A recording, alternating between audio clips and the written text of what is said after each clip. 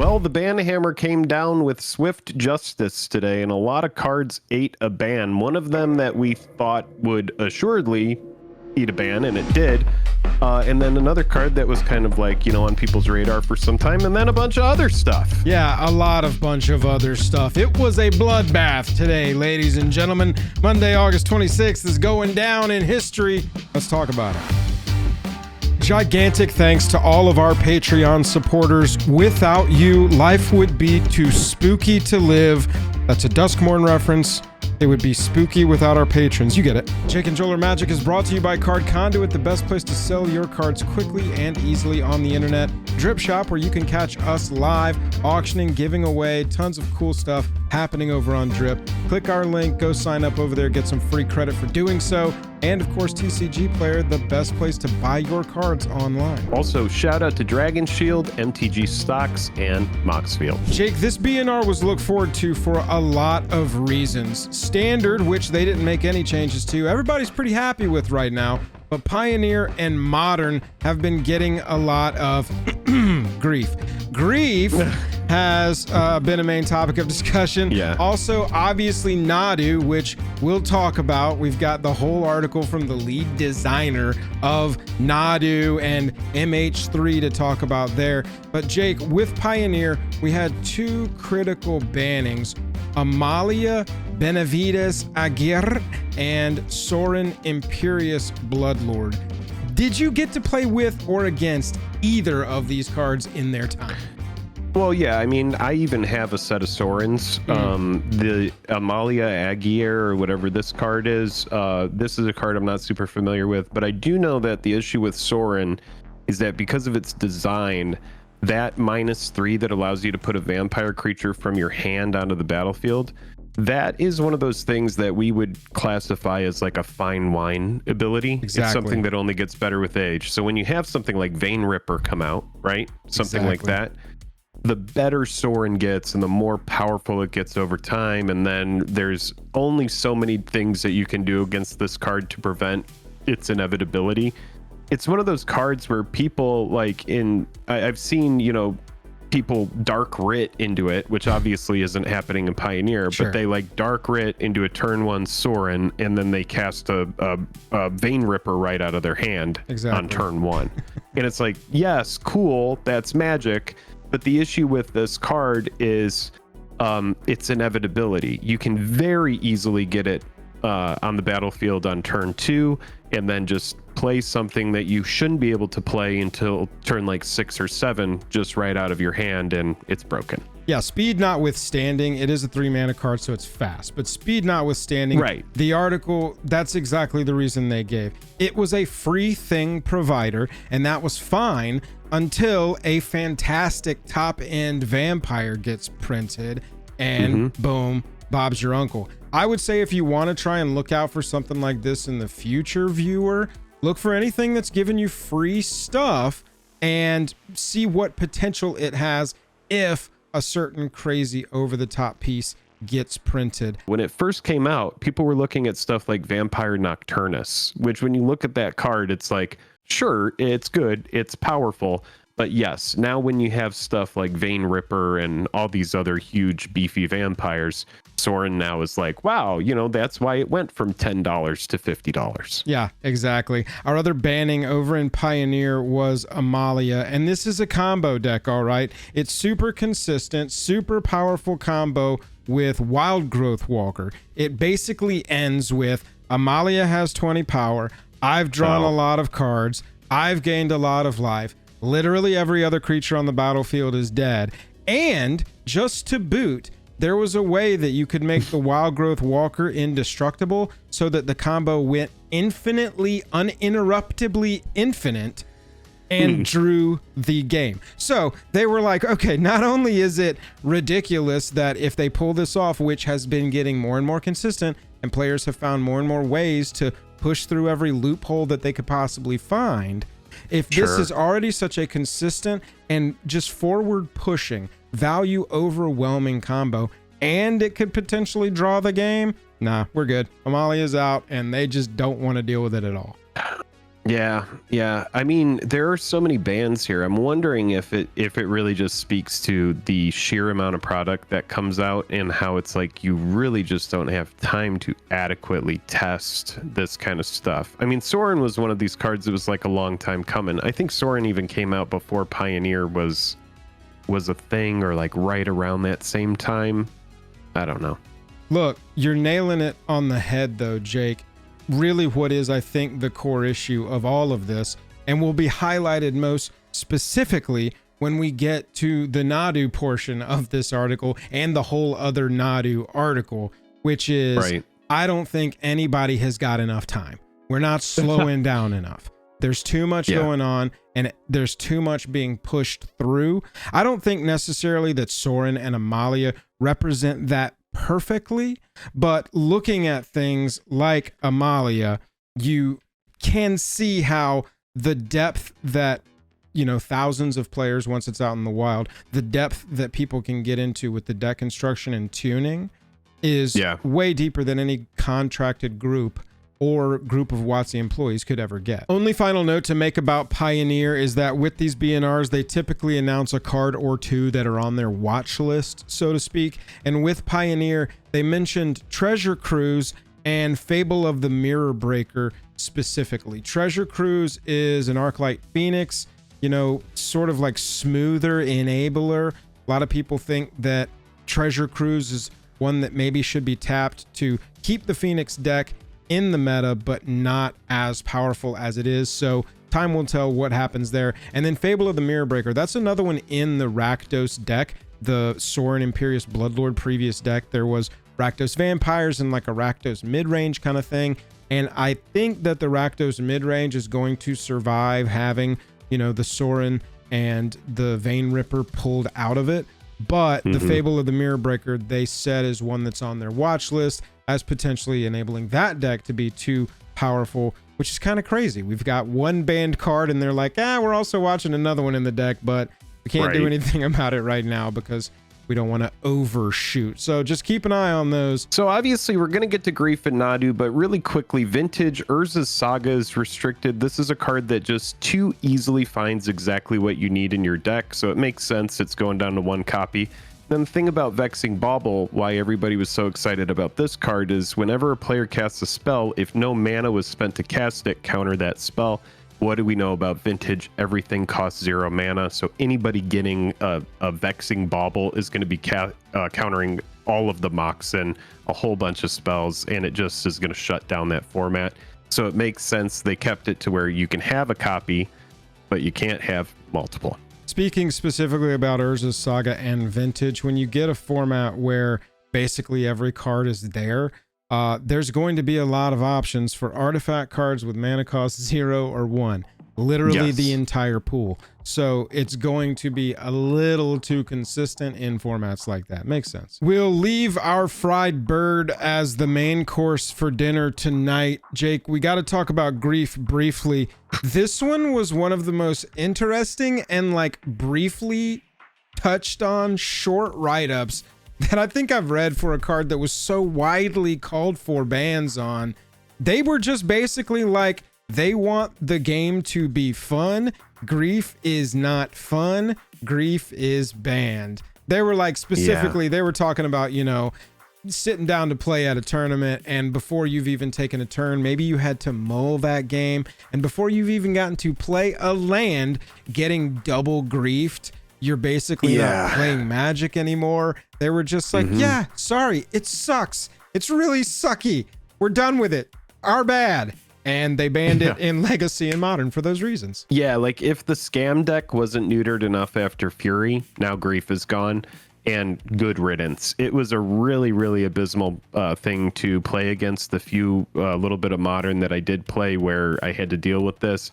It's also an issue in like the Timeless format and stuff like that. I know people don't keep up with Arena, but there's a scam deck there that uses Grief and Fury because they all came out recently on Arena. Yep. But yeah, it's terrible to play against. It's very non-interactive. You're just like dealing with it, and yeah, it will neuter your hand immediately. One thing that's an issue with this banning for me is we recently had Modern Horizons 3 come out, and I'm sure many of you have already seen people complaining like, oh, wow, I got a special guest card and it's a Fury. Or, oh, great, I got a textured Fury. Now it's going to be Grief as well, because no one's going to want anything to deal with it. The formats that it's legal in, or that it was legal in, or where it mattered, it's banned now. And yeah, it's just going to be one of these dead cards that kind of fades into obscurity. Commander doesn't want it. There's no reason for Commander to use it. And yeah, it's just it's one of these cards that's so busted because it's like free. There was a reason they called it the scam deck, because it feels like a scam, like what you're able to pull off with it. Yeah, I'm happy to see it go. I'm excited to see what it's going to do to Modern. They gave basically the same reason for Modern and Legacy. It's not a fun card to play against, really ruins the game. In Modern, the other piece of it is that you can use some 1-mana cards. So when the creature is sacrificed as part of its evoke ability, it just comes back to the battlefield and you're left with a creature. In Legacy, there are even more of those options, more cards available to cheat it back onto the battlefield as a attacking creature. Then once you've done all of the grief that you're creating for your opponent. And so that was pretty much the only difference in the two ban write-ups there. With Grief in Modern, I know we're going to talk about Fried Bird, but there's one card they didn't ban in Modern, and that's One Ring. They talked about the One Ring, and I'm mentioning this only because I think this is relevant. Grief was one of the biggest things keeping the One Ring sort of in check. I can rip it out of your opening hand. You're never going to see it. All right, cool. I can't destroy it. So we need to duress effect it somehow. Surgical. Exactly. Then get it out with a surgical or something. Yeah. And so I am interested, just mentioning the One Ring as one of the cards that wasn't banned, to see what happens with Grief's ban and if it potentially increases the power level of One Ring because we don't have such a strong duress style effect coming at it and hoping to keep it in check. But that is our Grief talk. We still have Thoughtseize. Exactly. Thoughtseize is still very much a thing, and you can get to the ring before we get to, turn 3 or 4. So yeah, while Grief was widely called for, it was just like, yeah, it's banned, it sucked, we know, bye-bye. And that was pretty much what they said about that. Now, Nadu, however, Nadu got their own tome. Nadu got their own college course in what the F happened. Oh God. Major props to Michael Majors. I tweeted this. Michael Majors was the lead designer of Modern Horizons 3, and the dude walked out into Times Square, said, okay, everybody, throw rocks at me, go ahead, it's all my fault, I did it, it was me, and just fully took the blame, even more so than I think he needed to, but was seriously like, okay, here's all the things that sort of led me astray, here's all the stuff that confused me and misdirected me from really what I should have been focusing on, but at the end of the day, it was my set, I shipped the card, I changed it, and that's what happened. The story though, man, this one's crazy. It started as a completely different card. I actually made a copy of this, Jake, and tweeted it so that we could all just collectively as a community see the Nadu that we didn't get. But the story of Nadu is that it started out as this card. 1 green, blue, 3/4 flyer. That's all the same. You may cast permanent spells as though they had flash, completely different and wildly powerful. And whenever a permanent you control becomes the target of a spell an opponent controls, reveal the top card of your library. If it's a land card, put it on the battlefield, otherwise put it into your hand. The TLDR of this story is that this is how Nadu was designed. It went through toward the end of the design process before finalization and shipping. It goes through, all cards go through a series of checks with a bunch of different departments that are interested, and focus on their own things to help maintain the game. It got to the commander checkpoint, apparently. It was pushed back on as being way too powerful of a Simic commander because, 3 mana for all of your permanent spells have flash, and all of your stuff could be replaced when it gets targeted. Like, very powerful. I need an argument to run any other Simic commander than this. So I get that. But it's then almost at that point like having oh, never mind. Yeah, continue. it's ridiculous, man. It goes so hard. But what happened is that pushback happened. It came back, got fully redesigned, and then was never tested and got shipped. And that's the story of Nadu. That is what happened. I will say this article is so transparent and so well written, goes over everything, talks about how Amped Raptor was originally designed but got redesigned late because of a Glimpse of Tomorrow combo that was too broken. The article goes insane, but at the end of the day, he was just like, look, what happened was it didn't get tested in its final iteration. And I don't think that I've ever seen that so just clearly. I'm sure it happens, things get rushed, but damn. This was originally a Commander card. He designed it for Commander. Commander said, nah, too powerful.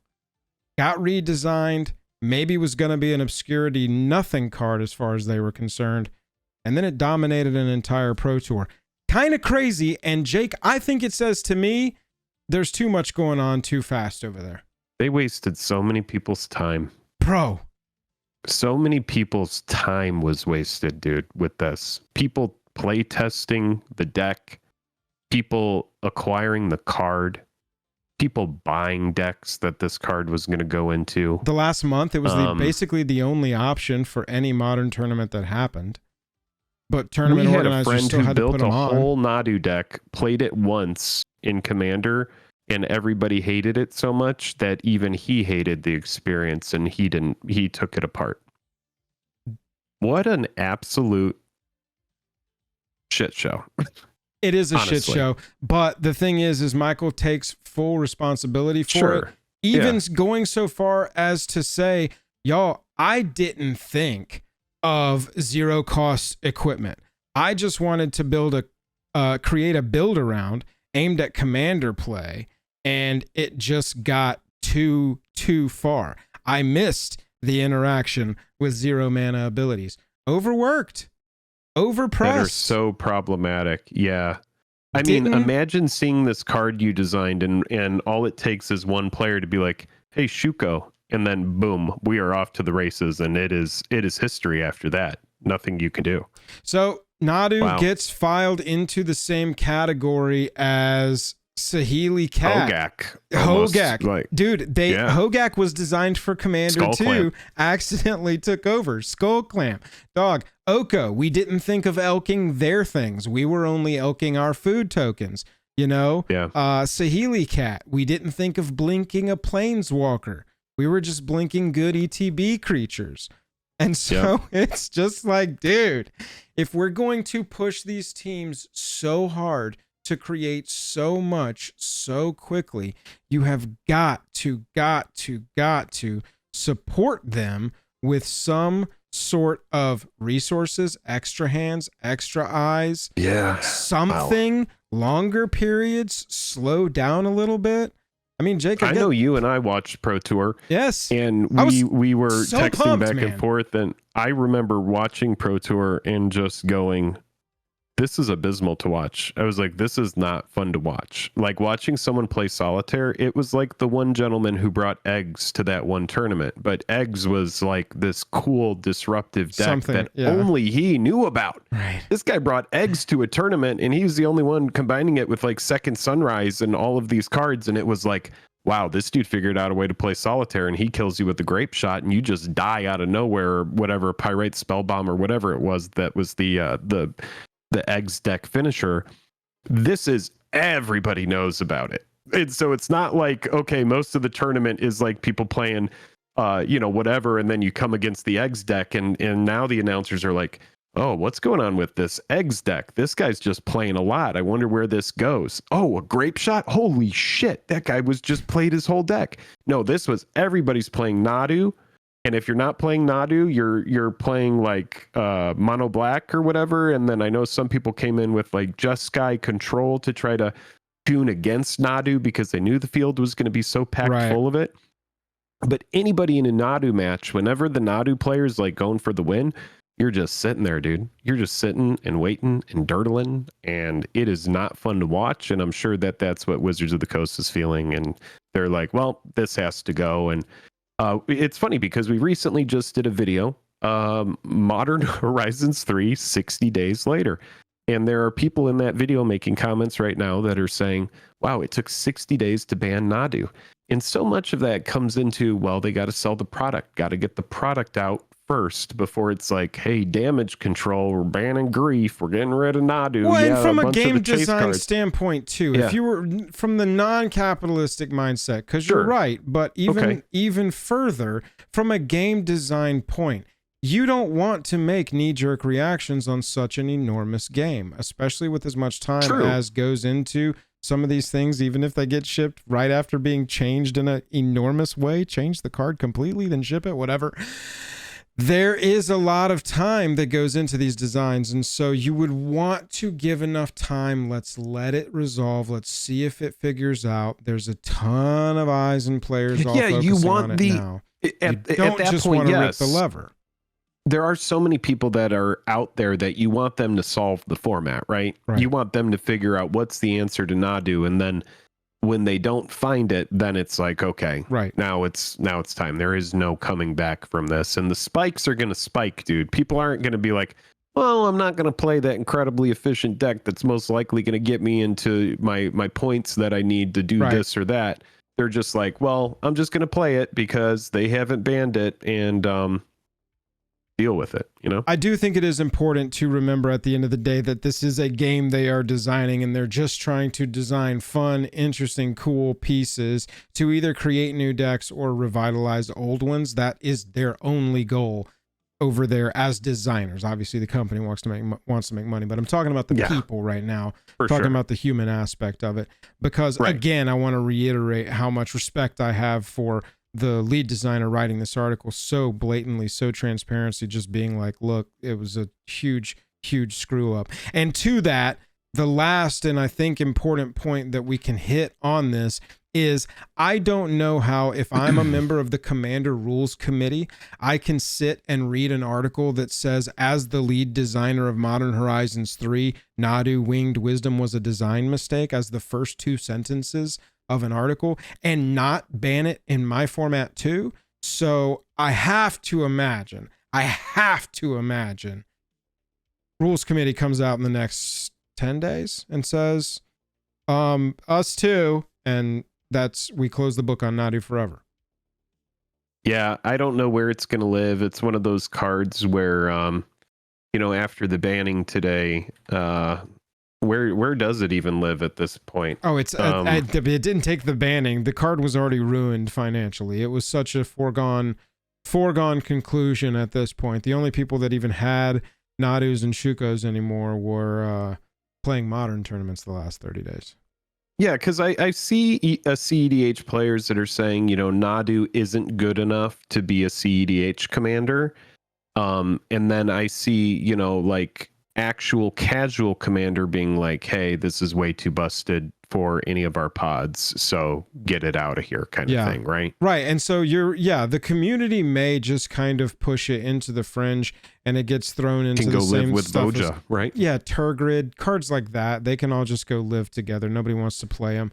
But, again, it was a design mistake is so right there. It was a screw up. It shouldn't exist as a card is basically what that card sentence says. A design mistake shouldn't exist. We don't want design mistakes. This card shouldn't exist. That is how I would transitive property that sentence out. So we'll see. If I was the Commander Rules Committee, I'd come out tomorrow and just be like, yup, Nadu's banned. Go read their article. That's why. Catch you later. That is all I would say, and that would be that. We would just be moving on from it because I don't want the questions. This is dumb. Yeah, I mean, Commander is this format where I don't really want stuff to get banned most of the time. I'm with you. Unless it is providing a very specific issue, something that's very easy to win with quickly, that kind of thing. Sure. Like we talked about the One Ring earlier in here. The One Ring is one of these cards where, in Commander, you have a lot can happen in one rotation, especially late game.